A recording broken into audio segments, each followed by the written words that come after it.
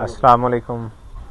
یہ ہماری مسجد ہے اور یہ بچے ہیں، لیکن مسجد کی چھت نہیں ہے، ہمیں چھت کی اشد ضرورت ہے اور بچے دھوپ میں قرآن پاک بیٹھ کے پڑھتے ہیں۔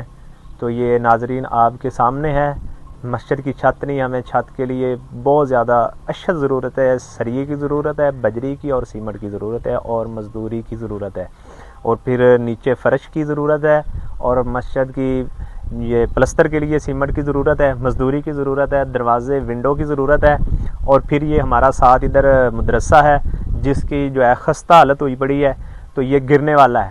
تو یہاں پہ ہمارے یہ بچے اور بچیاں الحمدللہ 60+ یہاں پہ زیر تعلیم ہے۔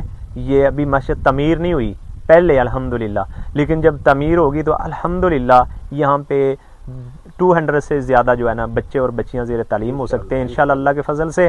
تو اہل سروس سے اپیل ہے کہ ہمارے ساتھ تعاون کیا جائے۔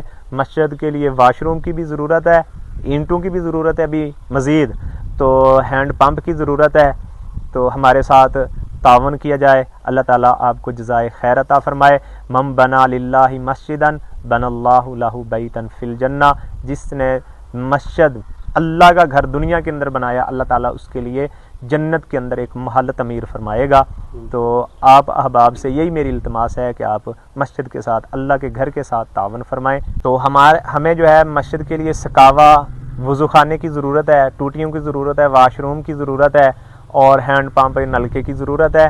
تو ہمارے ساتھ تعاون کیا جائے۔ یہ مسجد اللہ کا گھر ہے، یہ ہمارا مدرسہ ہے جس کی جو زمین ہے یہ 4 کنال، تو ہمارے ساتھ تعاون کیا جائے تاکہ ہم یہاں پہ قرآن و سنت کا نفاذ کر سکیں، اللہ اور اس کے رسول کے احکامات بچوں کو بڑوں کو پڑھا سکیں، ہمارے دست و بازو بنے۔